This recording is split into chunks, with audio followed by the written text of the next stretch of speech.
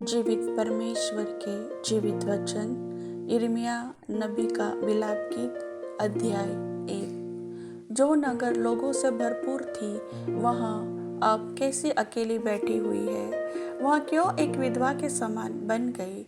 वहाँ जो जातियों की दृष्टि में महान और प्रांतों में रानी थी अब क्यों कर देने वाली हो गई है। रात को वहाँ फुट फुट कर रोती है। उसके आंसू गालों पर ढलकते हैं।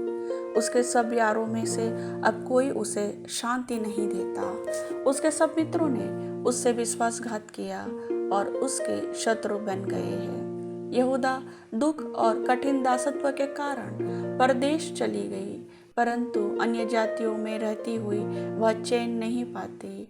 उसके सब खदेड़ने वालों ने उसकी सकेती में उसे पकड़ लिया है। सिय्योन के मार्ग विलाप कर रहे हैं, क्योंकि नियत पर्वों में कोई नहीं आता है। उसके सब फाटक सुनसान पड़े हैं। उसके याजक कराहते हैं। उसकी कुमारियां शोकित है और वह आप कठिन दुख भोग रही है। उसके द्रोही प्रधान हो गए। उसके शत्रु उन्नति कर रहे हैं, क्योंकि यहोवा ने उसके बहुत से अपराधों के कारण उसे दुख दिया है। उसके बाल बच्चों को शत्रु हाँक हाँक कर बंधुआई में ले गए। सिय्योन की पुत्री का सारा प्रताप जाता रहा है। उसके हाकिम ऐसे हिरनों के समान हो गए हैं जिन्हें कोई चारागाह नहीं मिलती। वे खदेड़ने वालों के सामने से बलहीन होकर भागते हैं। यरूशलेम ने इन दुख भरे और संकट के दिनों में, जब उसके लोग द्रोहियों के हाथ में पड़े और उसका कोई सहायक न रहा, अपनी सब मनभावनी वस्तुओं को जो प्राचीन काल से उसकी थी स्मरण किया है। उसके द्रोहियों ने उसको उजड़ा देखकर उपहास में उड़ाया है। यरूशलेम ने बड़ा पाप किया, इसलिए वह अशुद्ध स्त्री सी हो गई है।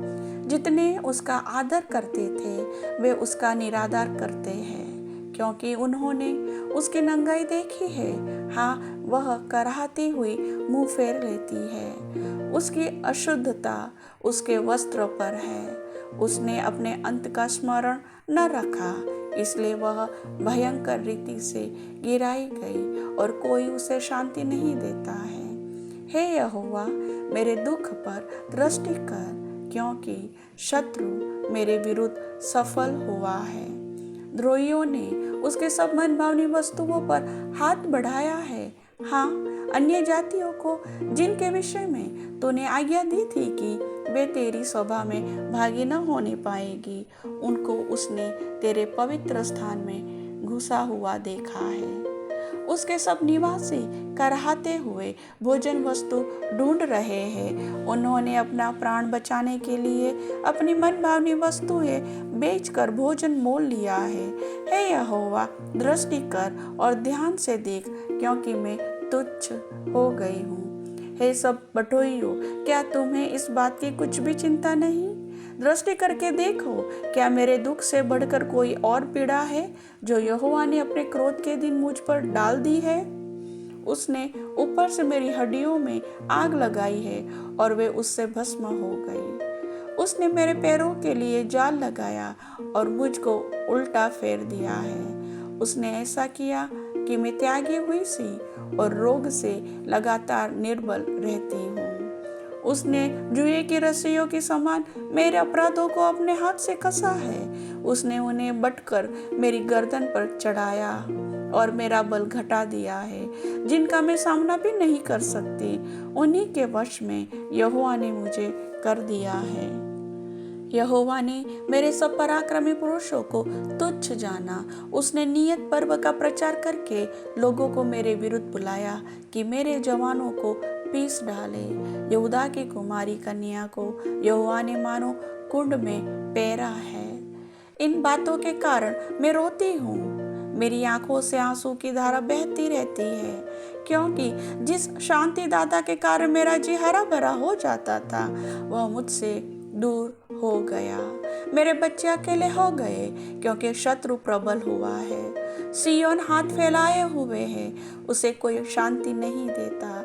यहोवा ने याकूब के विषय में यह आज्ञा दी है कि उसके चारों ओर के निवासी उसके द्रोही हो जाए। यरूशलेम उनके बीच अशुद्ध स्त्री के समान हो गई है। यहोवा सच्चाई पर है, क्योंकि मैंने उसकी आज्ञा का उल्लंघन किया है। हे सब लोगों, सुनो और मेरी पीड़ा को देखो। मेरे कुमार और कुमारियां बंधुआई में चली गई है। मैंने अपने मित्रों को पुकारा, परंतु उन्होंने भी मुझे धोखा दिया। जब मेरे याजक और पुरनिये इसलिए भोजन वस्तु ढूंढ रहे थे कि खाने से उनका जी हरा हो जाए, तब नगर ही में उनके प्राण छूट गए। हे यहोवा, दृष्टि कर, क्योंकि मैं संकट में हूँ। मेरी अंतड़ियाँ ऐंठी जाती है, मेरा हृदय उलट गया है, क्योंकि मैंने बहुत बलवा किया है। बाहर तो मैं तलवार से निर्वंश होती हूँ और घर में मृत्यु विराज रही है। उन्होंने सुना है कि मैं कराहती हूँ, परंतु कोई मुझे शांति नहीं देता।